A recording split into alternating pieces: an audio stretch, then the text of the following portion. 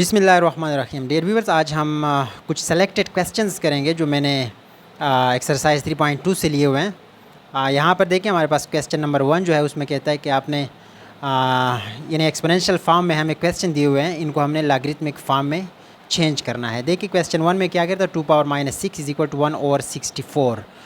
तो इसको हम लॉगरिथमिक फॉर्म में कैसे चेंज करेंगे? आप लिखेंगे सोल्यूशन log ऑफ, यहाँ पे एक्सपोनेंशियल फॉर्म में जो भी आपके पास बेस है वही log का बेस रखेंगे, यानी मैंने 2 वही बेस रखा। बाकी इन दो को इंटरचेंज करेंगे, यानी 1/64 यहाँ पे आ जाएगा, इक्वल टू ये -6 यहाँ पे चला जाएगा। देखिए इस एक्सपोनेंशियल फॉर्म से हमने इसको लॉगरिथमिक फॉर्म में चेंज किया है। क्वेश्चन 2 देखिए, इसमें हम कैसे करेंगे? आप लिखेंगे log ऑफ, बेस वही x रखेंगे जो आपके पास एक्सपोनेंशियल में बेस है, वही बेस यहाँ पे log में भी रहेगा, और y आप यहाँ पे लिखेंगे इज इक्वल टू 3/4 उस तरफ ले जाएंगे। तो ये हमने एक्सपोनेंशियल फॉर्म से लॉगरिथमिक फॉर्म में चेंज किया। क्वेश्चन नंबर 2 में हमें लॉगरिथमिक फॉर्म में कुछ क्वेश्चंस दिए गए हैं, इनको हमने एक्सपोनेंशियल फॉर्म में चेंज करना है।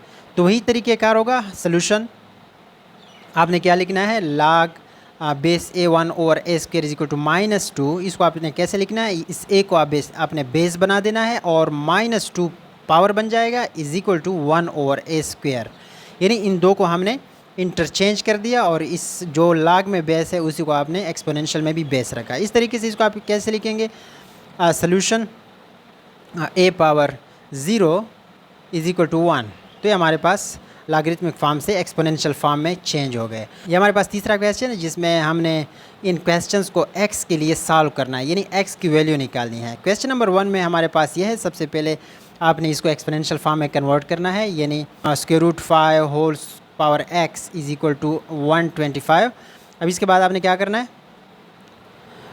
यहाँ पे आप लिख सकते हैं, यानी उसके रूट की वैल्यू 1/2 होती है, whole power x is equal to 125 को आप लिख सकते हैं 5/3, और इसको आप देखें 5/x पावर के ऊपर जो पावर होता है आपसे मल्टीप्लाई होते हैं, यानी x/2 आ जाएगा, और ये वाला आपके पास 5/3 आ गया।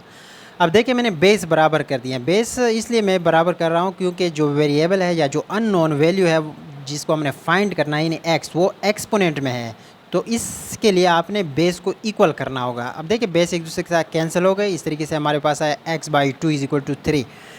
अब 2 को उधर मल्टीप्लाई करेंगे तो इस तरीके से आपके पास क्या आएगा, 2 3 6, यानी x की वैल्यू आपके पास 6 आ गई। ये दूसरा क्वेश्चन है, इसमें देखिए हमने सबसे पहले क्या करना है, इसको एक्सपोनेंशियल फॉर्म में चेंज करना है।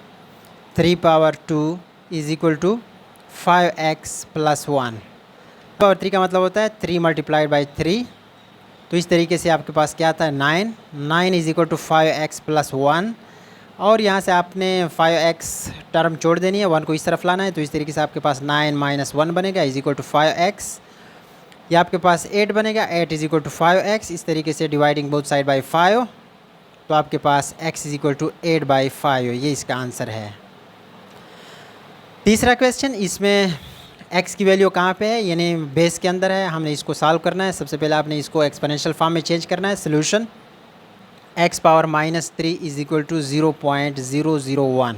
अब देखिए हमारे पास वैल्यू जो है वो बेस के अंदर है, तो हमने एक्सपोनेंट को इक्वल करना है। यहाँ पे -3 है, वहाँ पे किस तरीके से हमने -3 बना देना है।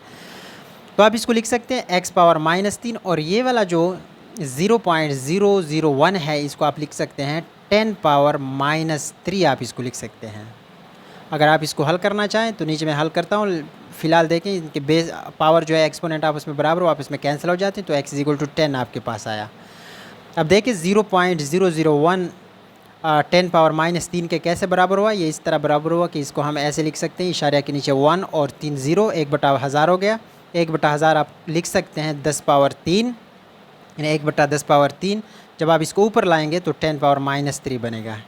तो ये हमारे पास कुछ क्वेश्चंस थे जिनको मैंने आपके सामने सॉल्व किया है।